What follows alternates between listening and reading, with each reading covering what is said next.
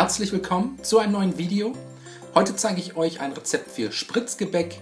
Das geht super einfach. Dafür als erstes alle Zutaten in eine Rührschüssel geben. 500 Gramm Mehl, 100 Gramm gemahlene Mandeln, 200 Gramm Zucker, 2 Eier, 125 Gramm weiche Butter sowie 125 Gramm Margarine, ein Päckchen Bourbon Vanillezucker und ein halbes Päckchen Backpulver.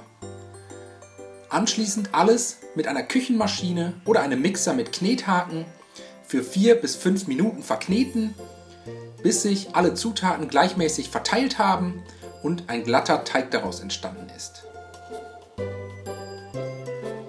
Wenn das erledigt ist, den Teig straff in einen Bogen Frischhaltefolie einwickeln und dann über Nacht zum Ruhen in den Kühlschrank legen.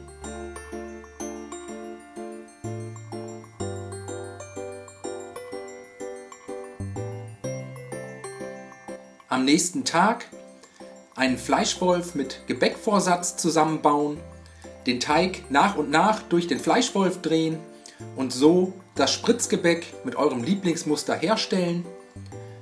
Die Plätzchen mit etwas Abstand zueinander auf ein mit Backpapier ausgelegtes Backblech legen und dann im vorgeheizten Backofen bei 180 Grad Ober-Unterhitze für ca. 12 bis 15 Minuten goldbraun abbacken. Insgesamt solltet ihr aus dem Teig etwa 75 Plätzchen herausbekommen.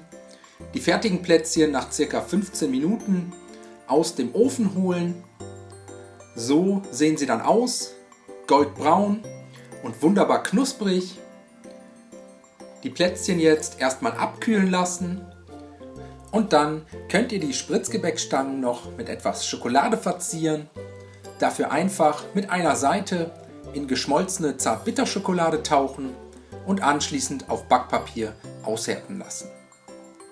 Ich hoffe, euch hat das Video gefallen.